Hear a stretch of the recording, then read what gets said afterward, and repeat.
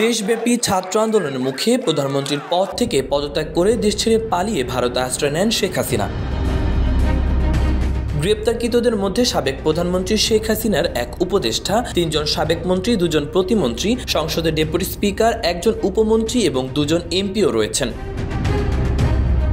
এখন পর্যন্ত যারা আটক হয়েছেন তাদেরকে বিভিন্ন মামলায় গ্রেপ্তার দেখিয়ে আদালতে তোলে পুলিশ। সরকার পতনের পর আওয়ামী লীগের প্রতি মানুষের যে তীব্র ক্ষোভ দেখা দিয়েছিল, আদালত প্রাঙ্গণে দলটির নেতাদের ওপর তার বহিঃপ্রকাশ ঘটানোর চেষ্টা করেন কেউ কেউ।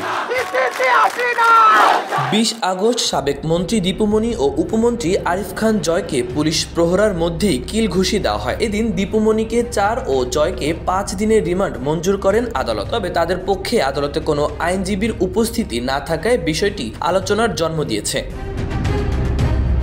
বিগত আওয়ামী লীগ শাসনামলে আদালত প্রাঙ্গণে হামলা এবং মামলার ক্ষেত্রে একই ধরনের অসঙ্গতির প্রবণতা দেখা গিয়েছিল বলে মন্তব্য করেছেন কেউ কেউ।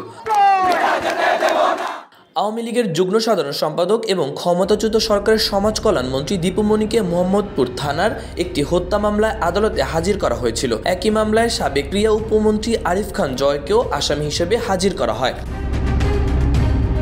আনা নেওয়ার সময় আদালত প্রাঙ্গণে আইনজীবী সহ উপস্থিত লোকজনের ক্ষোভের মুখে পড়েন তারা। গণমাধ্যমে প্রকাশিত ছবি ও ভিডিওতে দেখা যায় পুলিশের বেষ্টনীর মধ্যেই তাদের গায়ে কিল ঘুষি দিচ্ছেন বিক্ষুব্ধরা। দীপুমণির শাড়ির আঁচল টেনে ধরার ঘটনাও ঘটে। সালমান এফ রহমান ও আনিসুল হকের মামলায় তাদের পক্ষে আদালতে কোনো আইনজীবী দাঁড়াননি। একাধিক আইনজীবীর নাম প্রকাশ না করার অনুরোধ করে জানান, বিক্ষুব্ধ পরিস্থিতিতে সেদিন আদালতে তাদের পক্ষে কারো দাঁড়ানোর মতো অবস্থা ছিল না। গণ আন্দোলনের মুখে শেখ হাসিনা সরকারের পতনের পর দলটির বেশিরভাগ নেতাকর্মী আত্মগোপনে চলে যান। হাসিনার পদত্যাগ করে পালিয়ে যাওয়ার পরদিনই বিমানবন্দর হয়ে দেশ ত্যাগ করার সময় কয়েকজনকে আটক করে সেনাবাহিনীর কাছে হস্তান্তরের খবরও পাওয়া যায়। মাহবুবুর রহমান ইমন, খবর সংযোগ।